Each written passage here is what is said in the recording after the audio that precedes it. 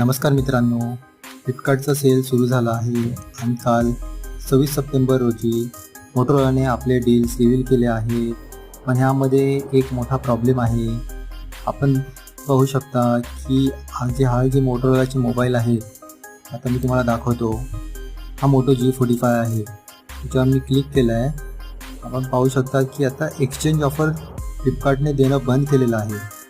आपण पाहू शकता की हा जो मुंबईचा पिनकोड आहे याच्यावर पाहू शकता तुम्ही की एक्सचेंज नॉट अवेलेबल असं आलेलं आहे. मला आधी वाटलं की फक्त या स्पेसिफिक मोबाईलसाठी हा एरर येत असेल, पण नंतर मी दुसरा पण मोबाईल चेक केला सॅमसंगचा, तर त्यालासुद्धा हेच एक्सचेंज ऑफर नॉट अवेलेबल असं आलं आहे. मी पाहू शकतो इकडे बघा, एक्सचेंज नॉट अवेलेबल. याचा अर्थ असा की यापुढे तुम्हाला कोणत्याही मोबाईलवर एक्सचेंज ऑफर भेटणार नाही आहे. तर तुम्हाला काय वाटते ते कमेंट करून नक्की सांगा. आणि जर तुम्हाला ही एक्सचेंज ऑफर दिसत असेल तरी पण कमेंट करा. व्हिडिओ आवडल्यास लाईक करा. चॅनलवर नवीन असाल तर प्लीज सबस्क्राईब करा. व्हिडिओ पाहण्यासाठी धन्यवाद.